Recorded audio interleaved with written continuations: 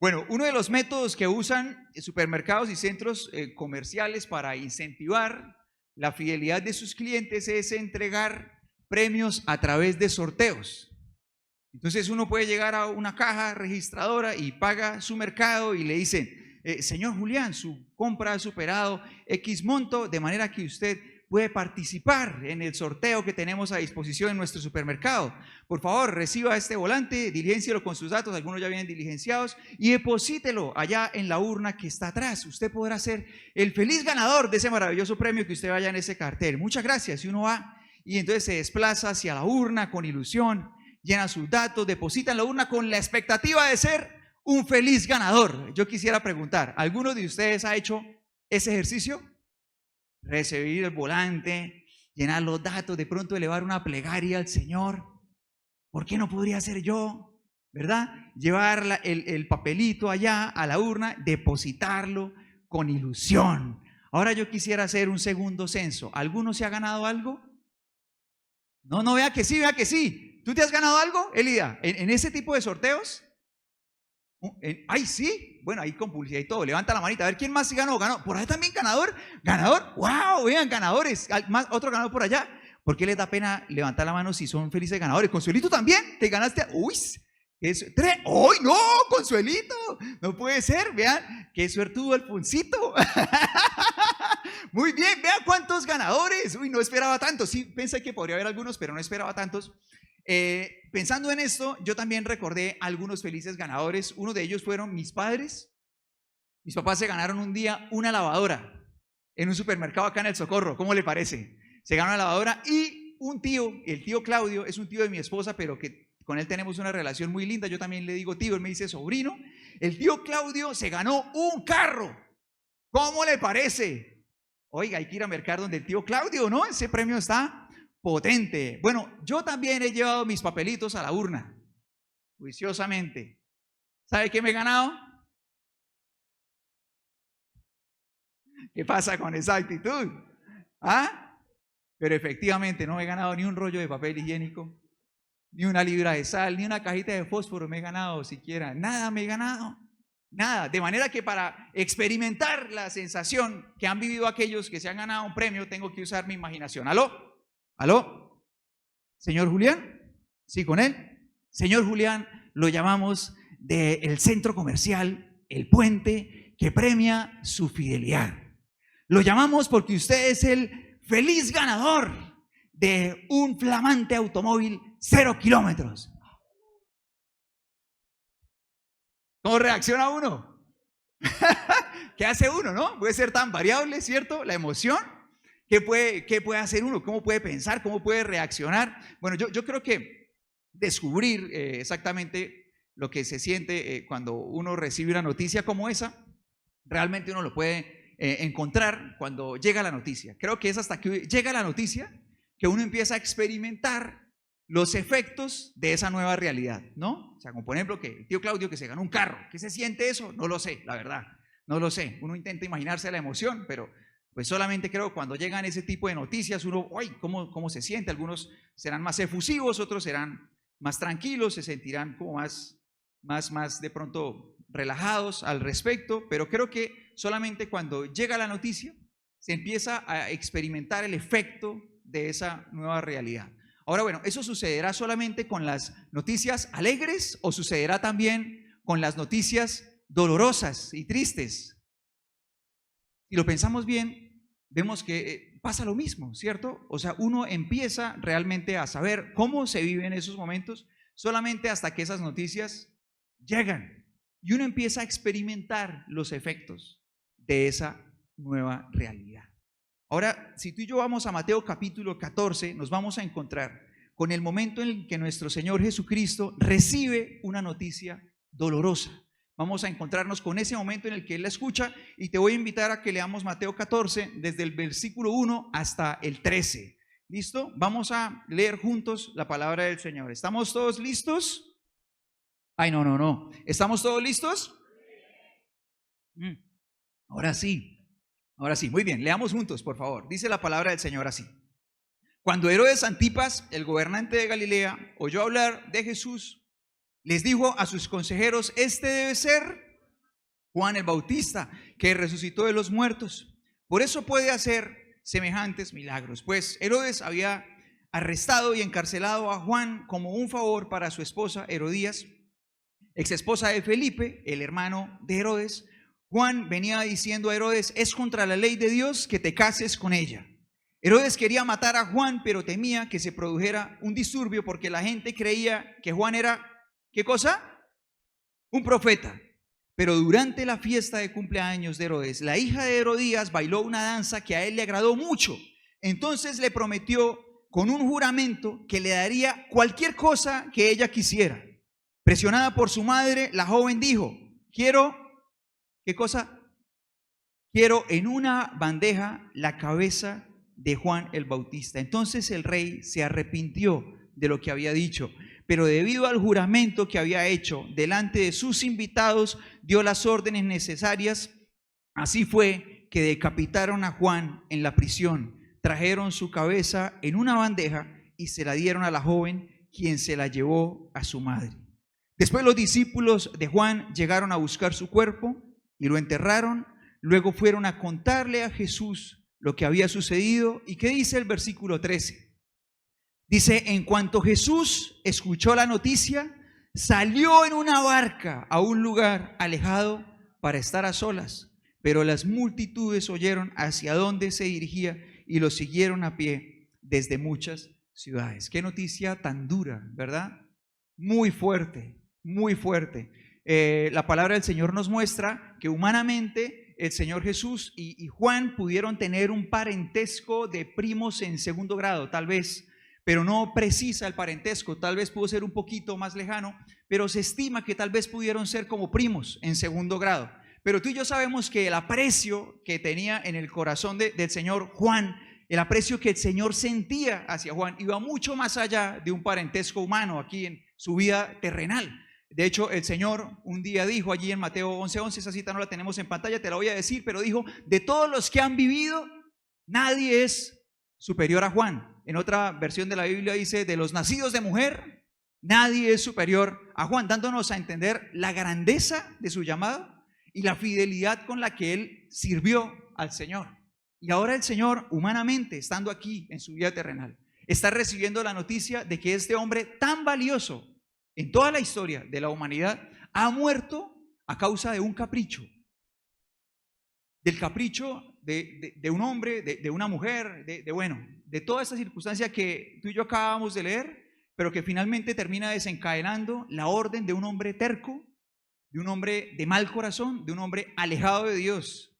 Y en medio de toda esta situación muere este hombre tan valioso. La noticia llega al Señor Jesús y golpea tan fuerte que la palabra del Señor empieza a mostrarnos su reacción. ¿Cuál fue la reacción del Señor Jesús? Dice que escuchó la noticia y buscó, ¿qué cosa? Salió a un lugar alejado. ¿Para qué? Dice: ¿para qué? Para estar a solas. El versículo no nos especifica cuál era su propósito, pero el capítulo más adelante nos deja bien claro para qué quería estar a solas, ¿cierto? ¿Verdad?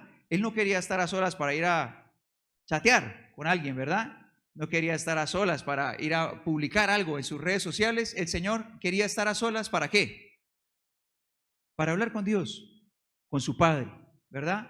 Para hablar con el Padre. Para eso quería estar a solas. Ahora el versículo nos describe la reacción del Señor Jesús y quiero que nos preguntemos. Tú y yo vemos al Señor tomando esa decisión, pero el Señor está en medio de la descripción que la palabra nos ofrece, está siendo mostrado como alguien que perdió las ganas de vivir.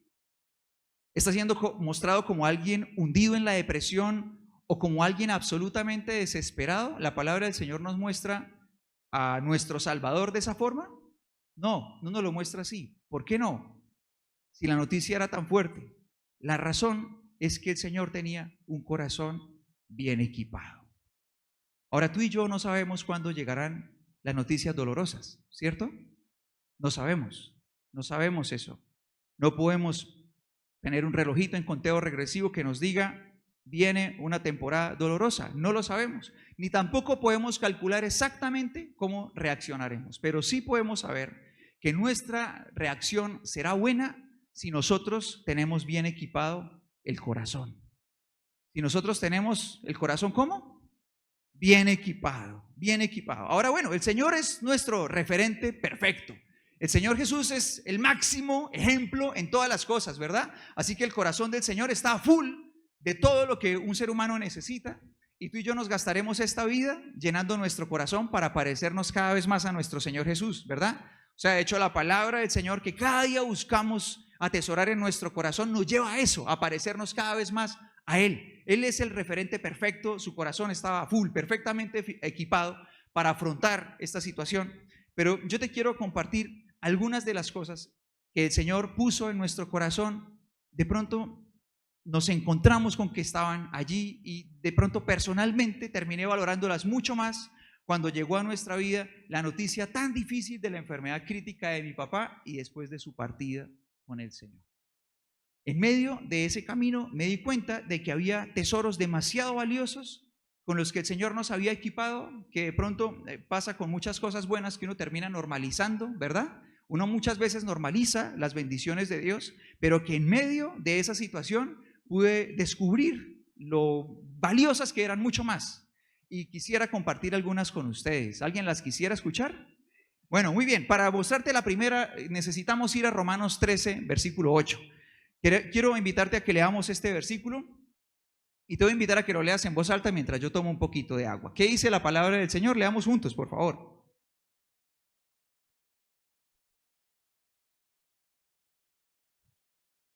¿Sí aman? Muy bien, ahora vamos a leerlo juntos porque no me lo quiero perder. Vamos a leerlos una vez más, todos junticos. Dice la palabra del Señor así. Dice, no deban a nadie nada excepto el deber de amarse unos a otros. Si aman a su prójimo, cumplen con las exigencias de la ley de Dios. Ahora, no nos está diciendo el Señor que estemos debiéndole amor a los demás, sino todo lo contrario. Está diciéndonos que nosotros debemos ser personas que no le debamos nada a nadie, cero deudas, y que seamos conscientes de estar pagando constantemente a todo el mundo con amor. Es como si tuviéramos un crédito que pagamos a cuotas, pero a término indefinido. Entonces, si yo me encuentro contigo hoy, yo debo pagarte ¿con qué? Con amor. Y si te encuentro mañana, ¿con qué te pago? Con amor. Y si te encuentro en una semana, ¿con qué te pago? Con amor. Hace algunos años empecé a notar que el Señor hablaba a mi corazón y a poner en mi corazón un deseo mayor de expresar mi amor directamente hacia mis padres. Empecé a notarlo. Hace algunos años empezó a suceder eso en mi corazón. El hecho de que en mi corazón tuviera una relevancia mayor, el hecho de que mis actitudes manifestaran aún más el amor que sentía hacia ellos, detalles, claro que sí, pero sobre todo darle mucho énfasis a las palabras que yo les decía a ellos para manifestar mi amor y aprovechar las oportunidades que el Señor me regalaba para poder hacerles saber lo que ellos significaban para mí, para honrarlos, para darles gracias.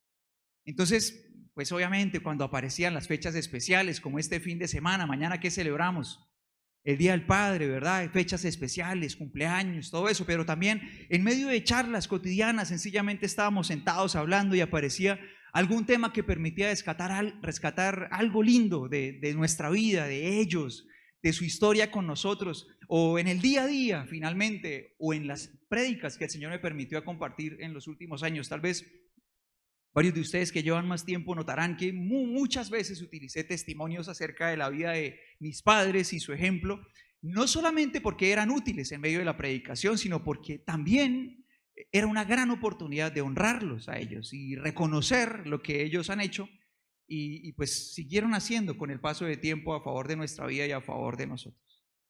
Y así fue que cuando llegó el día de estar aquí de pie, hace pues el jueves de esta semana no, sino del anterior, y estar aquí de pie para despedir a mi papá y estar aquí de frente a todas las personas que compartieron con nosotros ese día. Tal vez la mayoría de ustedes estuvieron aquí, ¿verdad?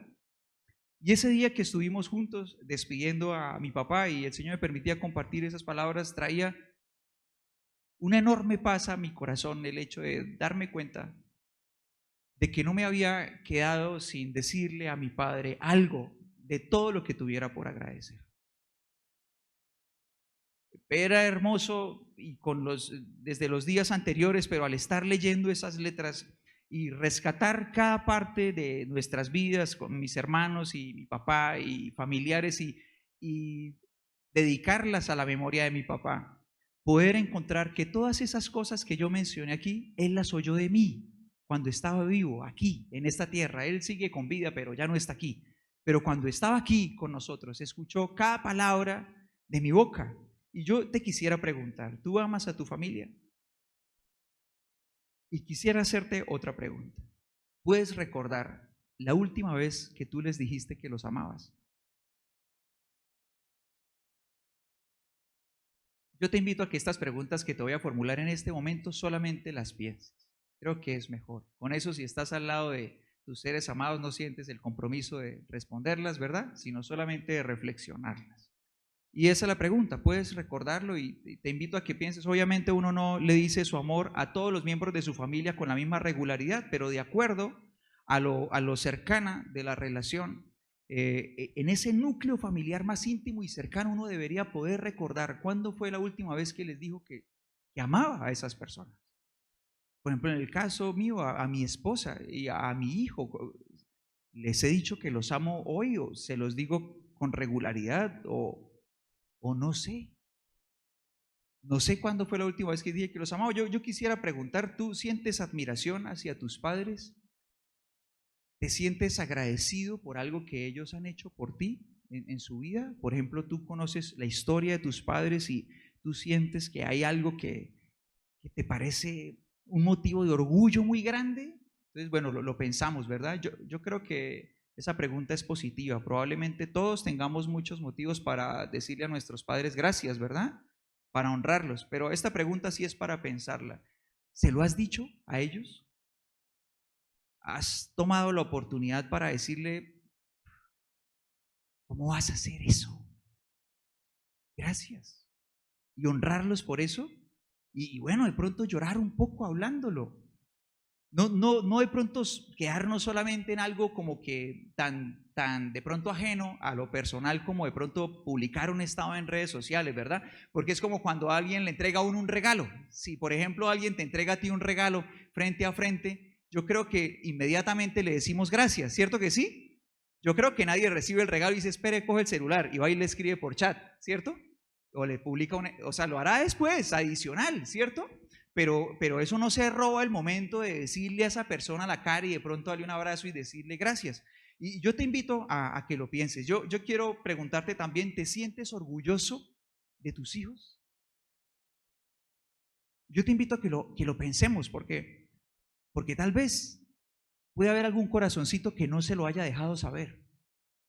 De pronto lo han oído otras personas. Lo ha oído el esposo, lo ha oído la esposa, lo han oído los tíos, lo ha oído alguien más. Uy, que ese muchacho. Pero de pronto ese hijo nunca ha oído que su padre se siente orgulloso de él, que admira algo de él, siendo un niño, un adolescente, un adulto. De pronto nunca lo ha oído. Y ahora yo quisiera preguntarte, ¿cuándo crees que será un buen día para expresar todo lo que uno siente? ¿Cuándo crees que será un buen día? Eso sí lo podemos responder en voz alta. ¿Cuándo crees que será un buen día? Yo te quiero decir algo. Un día será imposible saldar la deuda de amor con alguien.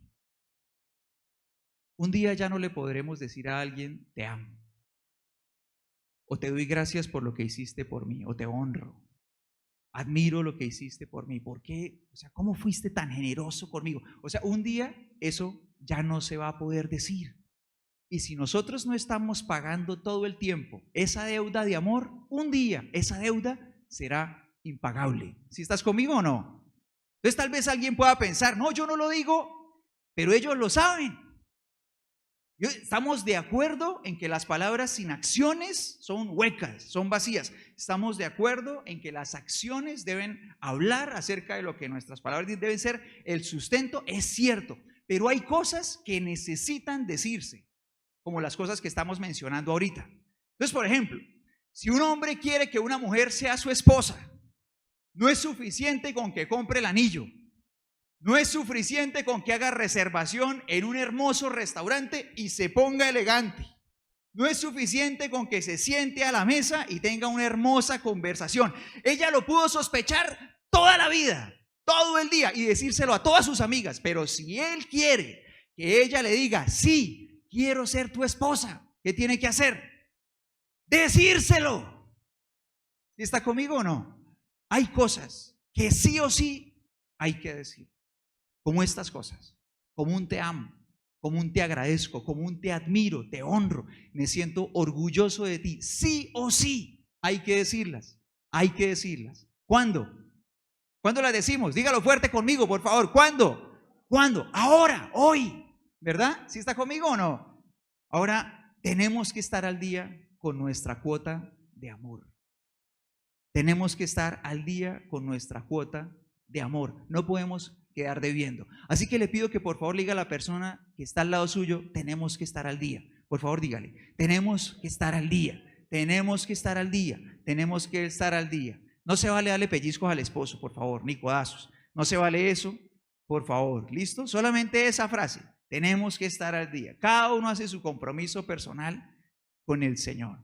Ahora, los que estuvieron aquí en la ceremonia de despedida de mi papá, seguramente recordarán que conté algunos fragmentos de la última conversación que el Señor me permitió tener con él. Una parte muy, muy hermosa, muy conmovedora para mí, para mis hermanos, para todos, fue ese momento en el que mi papá, por última vez, nos pide perdón. No por algo específico, como si hubiera alguna deuda, sencillamente como por si acaso me faltó pedir perdón por algo. Me dice, solo te pido perdón a ti y a tus hermanos por lo que no hice bien. Entonces ahí yo le respondo a él, le digo que no hay nada que perdonar, y le digo también que yo le dije a él que era el mejor padre que el Señor nos hubiera podido dar. Y cuando yo seguía leyendo esas palabras ese día, yo daba a entender que yo no había hecho ese comentario, no le había hecho ese comentario a mi padre como por ser cortés con él, o por un ideal, o porque yo pretendiera que mi padre fue un hombre perfecto. Ningún ser humano lo es. Sino que yo estaba dando a entender, y lo comentaba ese día, que el Señor había equipado nuestro corazón con la capacidad de perdonar. Eso fue lo que pasó.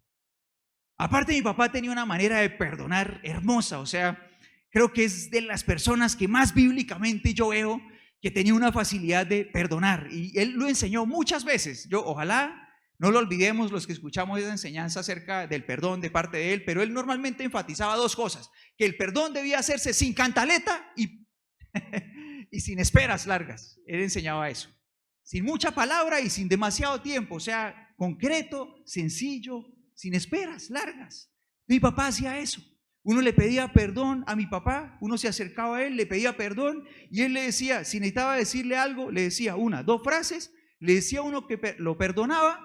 Y si era, o sea, uno como hijo el que se le acercaba, lo remataba diciéndole, yo te quiero mucho. Entonces decía, yo te perdono, hijo, te quiero mucho. ¿Usted se imagina eso? ¿Cómo le va a hacer a uno eso? ¿Verdad? Le dejaba el corazón marcado, ¿cierto? Hacía eso mi papá. Entonces aprendimos eso, buscamos conservarlo, y realmente lo que pasó ese día cuando estábamos hablando era lo que yo quería dar a entender en esas palabras que leí acerca de él, y era que pues realmente llegamos a ese momento con el corazón en paz. Eso fue lo que pasó. Llegamos ahí, estaba todo en orden, todo bien con él. Pero mira que en esa fracción de segundos en la que él me dice eso y yo le respondo, hubo una oportunidad para que el Señor me permitiera pensar en algo. Son de esas cosas que piensas en una fracción de tiempo demasiado pequeña. Él me dice esa frase, yo le respondo, hay un momento de silencio porque hablábamos con pausas, y mientras él dice y yo respondo, yo pienso, ¿y si hubiéramos tenido alguna diferencia?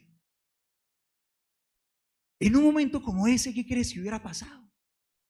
Hubiera perdido absolutamente su valor. Creo que en una circunstancia como esa, por lo menos muchas personas, si hubiéramos llegado a ese lugar con una diferencia, hubiéramos visto deshecho nuestro orgullo y hubiéramos dicho, no pasa nada, está bien, ¿sí? Lo que nos debíamos ya pasó. Creo que en ese momento es como si pasara un departamento de demolición de orgullo, ¡pra!, lo destruye, y creo que nos hubiéramos dicho, ya está. Al menos creo que muchas personas hubiéramos hecho eso, ¿verdad? Y en ese momento, en esa pequeña fracción en la que pensé en ese caso hipotético, pensé, la verdad es que los conflictos familiares no valen la pena. Y yo te quiero preguntar ahora a ti, ¿tienes algún conflicto pendiente con alguien de tu familia? Son de esas preguntas que no espero que nadie responda, ¿verdad? Son de esas preguntas para reflexionar. ¿Tienes algún conflicto pendiente con alguien de tu casa? ¿O te cuesta trabajo resolver conflictos con alguien? Mira que también a veces pasa que se convierte nuestra convivencia familiar en un sistema donde los conflictos hacen una aparición recurrente. Entonces uno está en su día a día y es como que ya hay cosas por las que la familia se ha permitido entrar en conflictos. Y hay pequeñas y grandes discusiones por cosas, y entonces el conflicto hace parte casi del día a día en algunos hogares. ¿Eso sucede en la tuya? Es para reflexionar. Yo también me pregunto a mí. De hecho, pues ya lo he venido haciendo, tú entenderás, ¿no? Desde ese día. Y ahora yo te invito a que nos preguntemos. Si esa persona con la que hay un conflicto por resolver, o esa persona con la que nos cuesta trabajo resolver conflictos, o con la que hay conflictos regularmente, estuviera ahora mismo, te quiero invitar a esa escena que yo ya viví, estuviera ahora mismo en una sala de cuidados intensivos, ¿tú quisieras seguir invirtiendo tu tiempo teniendo conflictos con esa persona? ¿Seguirías discutiendo con ella? Te invito a que eso sí lo respondamos. ¿Seguirías invirtiendo tu tiempo en eso? No. Ahora, yo oro con todo mi corazón, porque la próxima vez que vayamos a entrar a un conflicto en nuestra casa, todos nosotros, esto es algo que está en mi corazón desde ese día, lo sabe mi Padre bueno, que yo salí marcado en esa área de ese día de allí. Y con todo mi corazón oro porque la próxima vez que nos vayamos a enfrentar un conflicto, tú y yo nos hagamos esta pregunta: ¿realmente quiero gastar mi vida en esto? Nos hagamos esa pregunta con todo nuestro corazón, porque la vida es un regalo maravilloso. ¿Si están todos conmigo o no? La vida es un regalo precioso y ese regalo precioso está lleno de muchísimos más regalos. Y hay muchas formas de dejarnos robar ese regalo, de arruinar ese regalo, de que nos roben ese regalo. Y esta es una de esas formas. Y nuestro Padre bueno nos ha enseñado la forma de no dejarnos robar el regalo así. Y esa forma se llama perdonar. ¿Sí están conmigo o no? Perdonar. Ahora yo te invito a que atesoremos esa pregunta en nuestro corazón, pero también te quiero decir con todo mi ser, perdona. Perdona. Y no olvides que los conflictos familiares no valen la pena. No valen la pena. ¿Alguien quisiera decir esa frase conmigo? Los conflictos familiares, otra vez. Los conflictos familiares no valen la pena. Quisiera decirte una más. Esa otra que impactó mucho mi corazón fue la paz en el corazón. El personal médico que atendió a mi papá en el transcurso desde el ingreso suyo a cuidados intensivos hasta el momento en el que él queda inconsciente, en repetidas ocasiones estaba sorprendido. La sorpresa de ellos era porque la actitud de mi papá no correspondía a la gravedad de su estado físico. Entonces, hubo un médico que usó la siguiente expresión: es que parece que los exámenes que yo tengo acá en mis manos fueran los exámenes de otra persona. ¿Por qué él decía eso? Porque ellos veían los exámenes médicos y entraban y hablaban con mi papá cuando él estaba consciente. Y mi padre estaba en absoluta calma y tranquilidad, o sea, él hablaba con ellos, a él le proponen los tratamientos que necesitan hacerle, él dice: lo que haya que hacer, lo hacemos, pero con una paz y una calma absoluta. Entonces ellos decían, es una cosa súper extraña esto, o sea, la actitud de él es como si fuera la de otra persona, es como si estuviéramos equivocados de exámenes médicos, fueran los de alguien más. Entonces yo te quiero invitar a recordar lo que dice Filipenses 4, versículos de 6 al 7. Vamos a leerlo juntos y leamos lo que dice la palabra del Señor con mucha atención. ¿Está bien? Te voy a invitar a esto, que además nuestro Señor Jesucristo recalca esto que nos menciona Filipenses 4, del 6 al 7, como un regalo precioso que solamente viene de parte de Dios. ¿Listo? Vamos a leerlo juntos. Dice, no se preocupen por nada, en cambio, oren por todo. ¿Qué más dice? Díganle a Dios lo que necesitan y denle gracias por todo lo que Él ha hecho. Así experimentarán, ¿qué cosa? La paz de Dios que supera todo lo que podemos entender. Dice, ¿y la paz de Dios qué hará? No diga fuerte ese verbo, por favor. ¿La paz de Dios qué? Cuidará, dice, su corazón y su mente. ¿Cuándo? Mientras vivan en Cristo Jesús. Esa paz que la mente no entiende, cuidará nuestra mente y cuidará nuestro corazón. ¿Cuándo? Mientras vivamos en Cristo Jesús. Así afrontó mi papá esos momentos. Y así el Señor nos permitió ir paso a paso aprendiendo a acompañarlo, aprendiendo que necesitábamos estar equipados de esa forma en nuestro corazón. ¿Y dónde se consigue esa paz? ¿Dónde se consigue? Mientras vivan ¿en dónde? En Cristo, en nuestro Señor, en su presencia. Dice la palabra del Señor, no se preocupen por nada. En cambio, ¿qué? Oren por todo. ¿Qué más dice? Díganle a Dios lo que necesitan. ¿Y qué más? Y denle gracias por lo que Él ha hecho. Es decir, esa paz se consigue ahí, viviendo en Él, estando con Él, teniendo conexión con Él, hablando con Él. ¿Sí está conmigo o no? Ahí, por eso cuando el Señor recibe esta noticia, Él toma una decisión. ¿Y cuál es la decisión? Irse a un lugar aislado. Quería estar solo. Ya vamos a ver que la palabra del Señor nos lo especifica. Estar solo, ¿para qué? Para estar con su Padre, con nuestro Padre. Con nuestro Padre Dios, con nuestro buen Padre. Voy a invitarte a que sigamos leyendo lo que sigue pasando. ¿Listo? Estamos en Mateo 14 y llegamos hasta el 13. Vamos a retomar desde el 13 y vamos a seguir leyendo hasta el versículo 21. Te pido que leamos juntos la palabra del Señor. La palabra de Dios dice así. Dice, en cuanto Jesús escuchó la noticia, salió en una barca a un lugar alejado para estar a solas. Pero las multitudes, ¿qué pasó? Oyeron hacia dónde se dirigía y lo siguieron a pie desde muchas ciudades. Cuando Jesús bajó de la barca, vio a la gran multitud. ¿Y qué pasó? Leamos juntos otra vez eso. ¿Qué pasó? Tuvo compasión de ellos y entonces sanó a los enfermos. Por favor, sigue leyendo. Esa tarde, ¿qué pasó?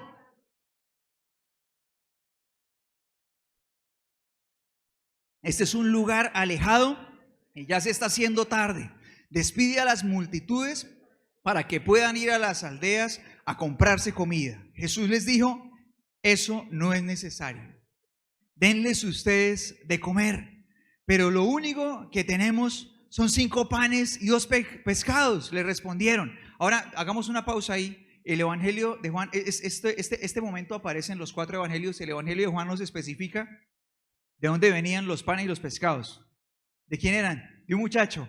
Algunas traducciones dicen de un muchacho, otras de un muchachito, otras dicen de un niño. De un niño. La palabra nos da a entender que era alguien muy joven.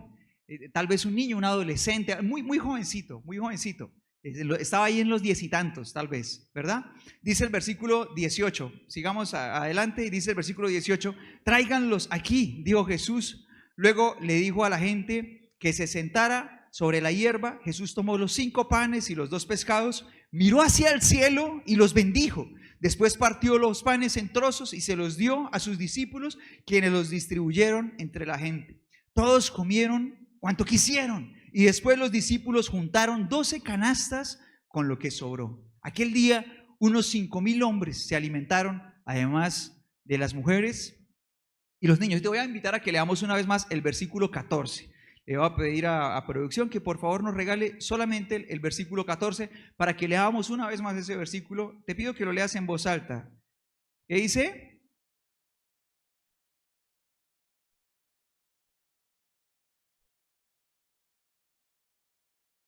Muy bien. ¿El Señor tuvo qué cosa?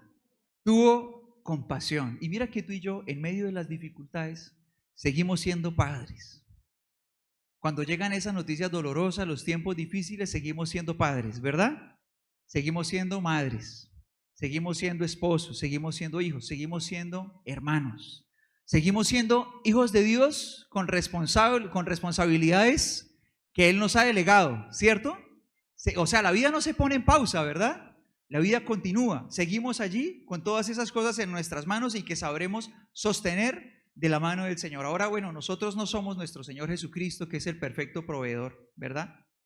Que puede multiplicar cualquier cosa y darle suficiente a quien sea necesario, pero nosotros sí podemos ser como ese niño que se acerca al Señor con sus 5 panes y sus 2 pececillos, ¿cierto?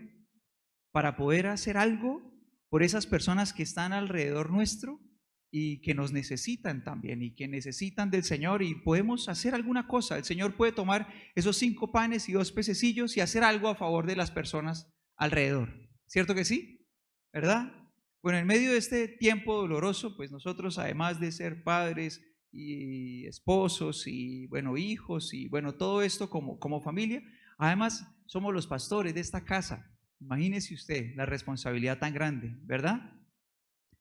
Y cuando empieza todo ese tiempo tan difícil y empezamos justamente esta caminata de estas prácticamente 3 semanas que recorrimos desde el momento en el que mi papá es internado en esa UCI, en medio de mi tiempo de oración, hablo con el Señor acerca de lo que vendría para nosotros como iglesia en esos días.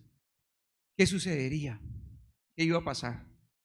Ese fin de semana cubría a mi papá. La programación indicaba que él debía predicar la palabra del Señor, pero esa gripa que había golpeado fuerte le hizo saber que él no estaba listo para predicarlo. Cubro y luego él es internado allí. Y entonces fui a hablar con el Señor, y mientras voy a hablar con el Señor siento que Él pone en mi corazón un plan. Salí de ese lugar de oración a su tiempo y compartí ese plan con mi madre, con mi esposa. Ellas estuvieron de acuerdo con ese plan, sintieron que era una buena forma de abordar el camino. Yo sentía de parte de Dios que era una buena alternativa, y el plan era, durante las siguientes 3 semanas, hacer una serie de enseñanzas a partir de Hebreos 11. Recordarás eso, ¿verdad? Ese fue el plan. Y en medio de ese lugar de oración, no solamente el plan era hacer esa serie de enseñanzas sobre Hebreos 11 con un tema específico que era acerca de la fe y verla como nuestro Padre nos la muestra, sino que además en ese lugar de oración el Señor puso en mi corazón específicamente cuáles de todos los personajes de Hebreos 11 debía abordar y que debían ser esos 3. Salí con esa paz en mi corazón de saberlo. No sé si todos podrán estar de acuerdo conmigo, pero yo podría decir que bendecidos fuimos en medio de ese recorrido. Personalmente, y creo que lo comparto con muchos corazones, creo que en medio de ese recorrido nuestro corazón fue fortalecido mucho por la palabra del Señor. Y al terminar ese recorrido, justo al terminar ese recorrido de 3 semanas, mi papá partió con Dios. Yo sé que ese tipo de cosas alguna persona las podrá considerar una coincidencia. Pero cuando uno camina con Dios y depende de un Dios todopoderoso y sabio y soberano, uno sabe que esas cosas no son una casualidad, que esas cosas hacen parte de un plan. Y cuando terminamos esas 3 semanas en medio de todo eso atesorado aquí en nuestro corazón, justamente nuestro buen Señor pudo ver, es tiempo, y lo llevó con Él. En medio de esos días también me correspondió a mí ser intermediario, ser un mensajero.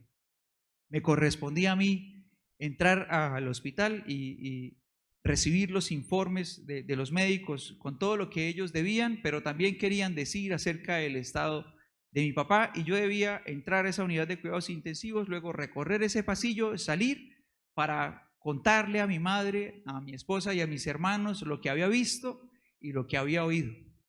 Con el tiempo mi esposa me puso un sobrenombre, empezó a decirme que yo era un teléfono roto. ¿Usted ha jugado al teléfono roto? ¿Qué pasa cuando uno juega con el teléfono roto? Alguien dice algo aquí, se le acerca al oído al otro y le dice, ¿verdad?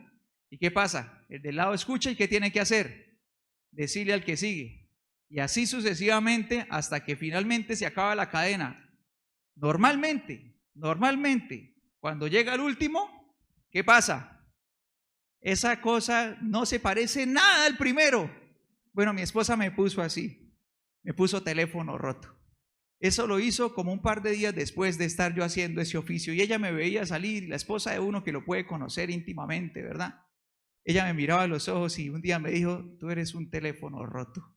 La verdad es que nunca le mentí a mi familia, esa es la verdad, nunca le mentí, siempre les dije la verdad, siempre todo lo que había que decir importante, yo lo decía.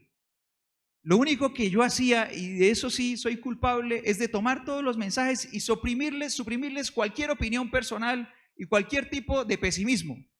Yo le quitaba todo eso y en el camino del pasillo llevaba todos los mensajes importantes, la información, y la llevaba y al final le agregaba una voz de esperanza. Y eso fue sanador. Fueron como esos 5 pancitos y 2 pescados en las manos de Dios. Al final de ese tiempo, recuerdo que en uno de los días mi hermano se acercó y me dio un beso, mi hermano mayor, que estaba en Pamplona. Imagínese usted, un día una doctora a mí me dijo los porcentajes que mi padre tenía de salir con vida de ese lugar y el porcentaje que tenía de probabilidades de morir.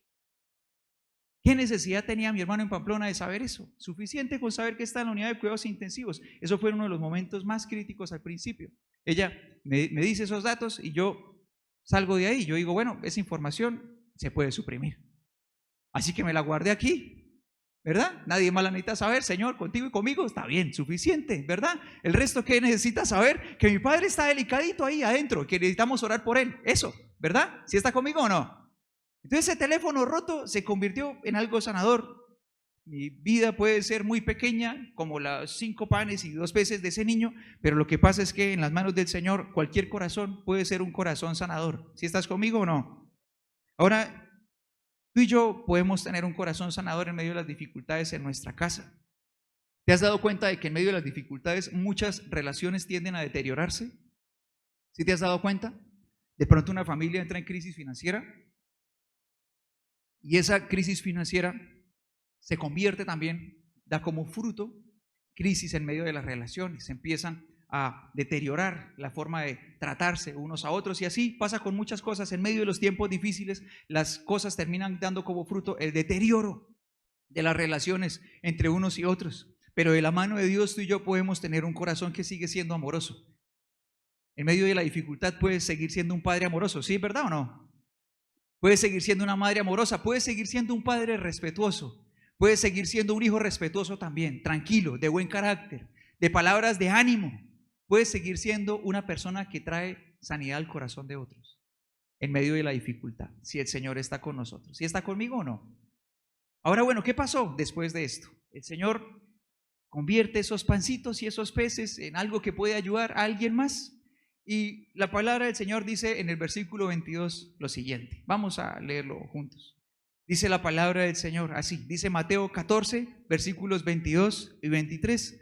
Dice la palabra del Señor así. Dice, inmediatamente después, Jesús insistió en que los discípulos regresaran a la barca y cruzaron al otro lado del lago mientras que él enviaba a la gente a casa. Después de despedir a la gente, subió a las colinas para orar a solas. ¿Para hacer qué cosa? Para orar a solas. Aquí es donde la palabra del Señor nos especifica qué era lo que él quería hacer. ¿Qué quería hacer? Orar a solas. Y mientras estaba allí solo, ¿qué sucedió? Cayó la noche. Entre la tarde del miércoles, mi padre parte con el Señor el martes en la noche. Y entre la tarde del miércoles y la mañana del jueves, tengo el hermoso deber de escribir las palabras con las que los vamos a despedir. Esas palabras no hicieron a mi padre ni llorar ni sonreír. Él no escuchó esas palabras. Esas palabras eran para rendirle un homenaje a su memoria. Y tenía la gran responsabilidad de escribirlas y pues son palabras que se dicen una vez en la vida para conmemorar la vida de alguien tan importante para mí, para nosotros, para la familia, para la iglesia, para cada persona que estuvo en este lugar. Así que con mucho amor le pedí al Señor que me ayudara a escribir exactamente lo que era necesario decir, aquello que pudiera cumplir con el propósito, y empecé a escribir entre miércoles y jueves. ¿Qué pasaba? Que con cada párrafo se desbloqueaba un recuerdo muy profundo de mi corazón. Entonces mis ojos parecían una catarata mientras yo escribía. A veces mi esposa entró a ese cuarto donde yo estaba escribiendo y me encontraba pues en lágrimas todo el tiempo. Recuerdo que en un momento entró mi sobrinita, entró al cuarto y cuando ella abrió la puerta, la sobrinita abrió la puerta y la cerró.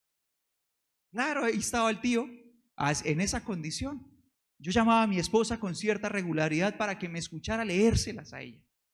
Y con eso derramar muchas lágrimas de mi corazón, lo que hacía mientras escribía, y le pedía al Señor que me guiara a hacerlo.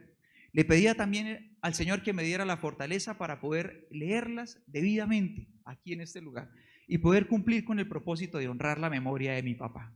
Así fue, el Señor me permitió leerlas de buena manera, creo yo, y al terminar todo el momento y ya llegar a casa, todo terminó, llegamos a casa, de pronto una de mis tías tenía que regresar inmediatamente a Bucaramanga, así que me ofrecí en la noche a llevarla al terminal. Entonces tomé el carro y la llevé a ella con su hermanita a tomar un bus. Pero mientras eso pasaba, yo sentía en mi corazón, o sea, después de haber orado al Señor, dame la fortaleza para poder estar acá frente a todo el mundo y hacerlo bien y cumplir con el propósito, yo sentía en mi corazón la profunda necesidad de hacer esto que hizo el Señor. ¿Qué fue lo que hizo el Señor? Buscar un lugar a solas para orar. Tú entenderás, en esos días la casa de mi madre, nuestra casa estaba pues llena de personas, de tíos, de primos, de mis hermanos, sus familias que vinieron. O sea, nos acomodamos todos ahí de la mejor manera que pudimos. Y en otras casas, bueno, donde se pudo. Finalmente yo llevo a mi tía ya al terminal, ella se baja del carro y yo regreso. Y cuando voy de camino, yo digo, bueno, yo tengo el pretexto para escapar un poco. Fui a llevar a mi tía, tal vez todos pensarán que me quedé esperando a que tomaran el bus, y lo que hice fue conducir a este lugar. Tenía las llaves del templo en el carro, me bajé, abrí las puertas e entré. Y encendí estas luces. Entré a este lugar, cogí una silla y me senté ahí. Y tomé mi celular, en el celular tenía las palabras que había escrito y que usé acá impresas en físico, las tenía en digital en el celular. Tomé una silla y me senté ahí en ese lugar, puse mis pies en esas escaleras y empecé a leer las palabras, pero esta vez no le pedía al Señor fortaleza, lo único que hacía era leerlas con libertad, como uno puede hablar a solas con Dios, ¿verdad? Todo lo que hice fue empezar a leer. Y al tener todo completo y después de haber vivido todo este tiempo aquí, lo único que hacía era leer y dejar que se desbloquearan en mi corazón cada uno de esos recuerdos y pensamientos, y lloré como un niño aquí. Y en la medida que eso iba pasando y que iba leyendo, le iba dando gracias al Señor. Agradecía al Señor por él, por cada recuerdo desbloqueado, por todo. Ahí sentado pensaba en nuestros recuerdos acá. Cada recuerdo se lo entregaba al Señor y le decía gracias. Recuerdos que serán míos para siempre y de nadie más, como verlo, por ejemplo, allá sentadito, escuchándome predicar. Ustedes no lo veían así porque ustedes estaban de espaldas a él, pero ocupaba el último lugar y allá sentadito, me miraba así en esa silla de allá atrás, se sentaba él a verme predicar y a oír. Vez tras vez se sentaba en el mismo lugar y le daba gracias al Señor por esos recuerdos. Con todo mi corazón agradecía a Él. Y mientras yo vivía todo eso y pensaba en el Señor y en esta palabra, yo vine a este lugar, estuve con Él, hablé con Él, lloré con Él a solas, y cuando llegó el momento de salir de este lugar, yo sentí que había dejado en las manos del Señor un montón de cosas que habían en mi corazón. Se las entregué por completo, salí de este lugar. Y yo quiero decirte, mira, cuando lleguen las dificultades, si tú quieras salir corriendo, quiero decirte, porque eso pasa, ¿verdad? Llegan los momentos difíciles y hay momentos en los que uno quisiera correr. Yo quiero decirte con todo mi corazón, se vale salir corriendo, pero recuerda a dónde correr. Recuerda a dónde correrás. Porque a veces en medio de ese impulso de querer desahogar el corazón y querer huir de lo que estamos viviendo, corremos a lugares equivocados. No, recuerda a dónde correr. Y el Señor nos muestra a dónde fue en medio de esa noticia de dolor. Y cuando yo vine a este lugar y salí, le daba tantas gracias al Señor, de pronto las lágrimas se van convirtiendo en sonrisas. Y quiero invitarte a leer lo que dice una vez más el versículo 23, pero que lo leas conmigo hasta el 25. Y vamos a leer juntos la palabra del Señor. Dice: después de despedir a la gente, subió a las colinas para orar a solas. Y mientras estaba allí solo, ¿qué pasó? Cayó la noche. Mientras tanto, los discípulos se encontraban en problemas, lejos de tierra firme, ya que se había levantado un fuerte viento y luchaban contra grandes olas. A eso de las 3 de la madrugada, Jesús se acercó a ellos. ¿Cómo? Yo te quiero decir con todo mi corazón, corre a los brazos del Señor las veces que sea necesario. Llegará el día en el que al salir de la presencia del Señor, ya no lucharás contra las olas de las dificultades, sino que caminarás sobre ellas.